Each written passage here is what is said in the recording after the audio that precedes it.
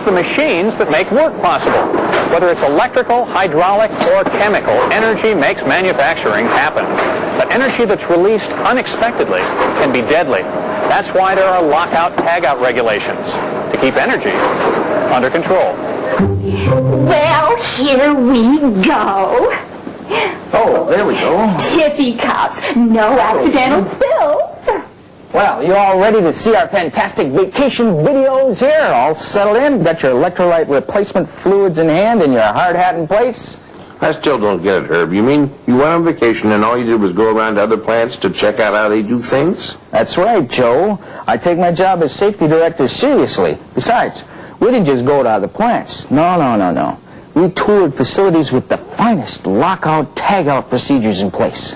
What is lockout, tagout? Lockout, tagout means when people do work on equipment and machines, the energy sources get locked out. So the equipment can't get turned on or release energy and hurt the person who's working on it. In some situations, it is impossible to lock out the energy source. In those cases, tags are used. Are we ready to start? Don't touch the VCR unless you've got your rubber-soled shoes on, her. My wife, she's such a safety nut. Now, here's what we did first. We took a look at some of the devices to lock out machines and equipment. Why don't you tell us about these, Jimmy? There's lots of different kinds. One of the most common is just an ordinary lock. Yeah. Then there are devices you can put around electrical cords so no one can plug them in. And there are valve lockout devices that fit around valve handles so no one can turn on the steam, hot water, or gas in a pipe that's being worked on. Some devices have multiple holes for individual locks and tags. That's because each person who's exposed to an energy hazard must have their own lock or tag. That way, the equipment doesn't go back in service until everyone's finished their work and taken off their lock or tag. Tags look something like this, but in different plants they may look a little different. But they should all warn you about the hazards of turning on the machine or equipment, and they all have to say something like, do not start or do not operate. That's right, Jimmy. And can you tell these fine folks the requirements for lockout and tagout devices? Sure, they have to be really strong so someone can't just walk up and take them off, or so they can't get bumped off. They have to be durable so they don't wear out if there's moisture or chemicals in their environment. Tags need to be made so writing stays easy to read and doesn't get blurry. Lockout devices need to be standard in color, shape, or size, and tagout devices need to be all the same print style and format so they're easy to recognize.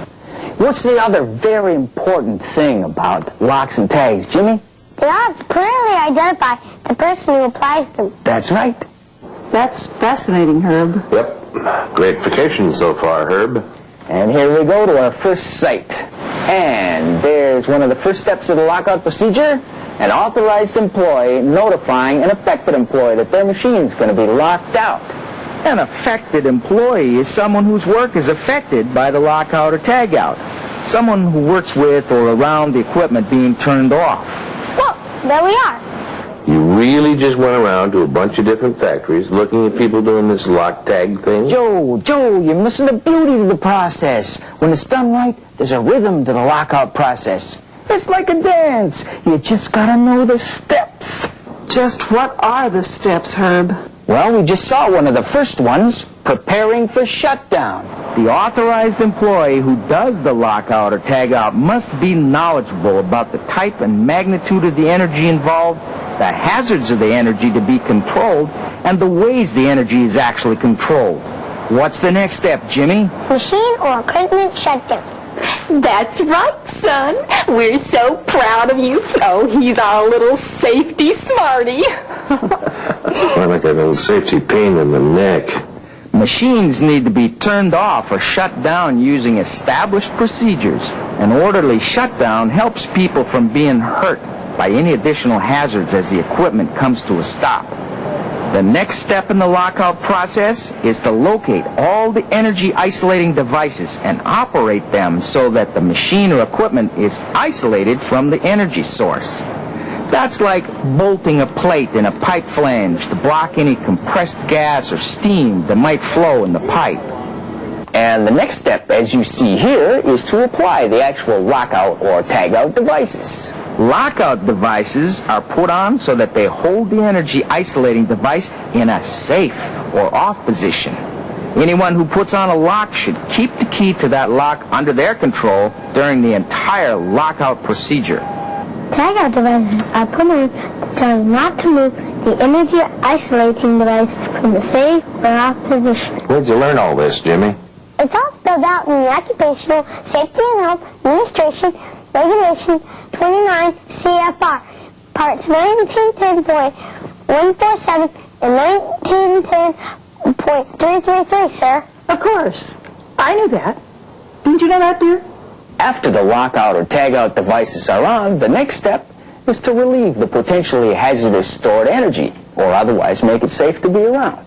So, for example, hydraulic machine parts should be lowered or blocked in place, and steam pressure or compressed gas should be released. What's next, son? An authorized employee has to verify the isolation of the energy. That's my boy. They have to make sure there's no energy going to the equipment or machinery before doing anything else. They have to do a test start. How much more of this is there, Herb? That's about it. After all these steps, authorized people are ready to go and do maintenance on the machines. You can see how important lockout tagout is. What would happen to that guy over there if that machine started up? He'd get squished. That's right, Jimmy, but they have that machine locked out, and they can't turn it back on again until he's out of there. Of course, there's more to this lockout tagout than we've talked about so far. Of course. Yeah, there's a whole process of turning everything back on. That's right, son. You can't just take the locks and tags off and flip the switch. Authorized employees have to make sure they picked up all their tools and other non-essential items. And they have to make sure their equipment components are intact and ready to start working again. They also need to check the work area to make sure all employees are safely positioned before removing the lockout tagout devices. Then they take off the devices. Each device is taken off by the employee who put it on in the first place.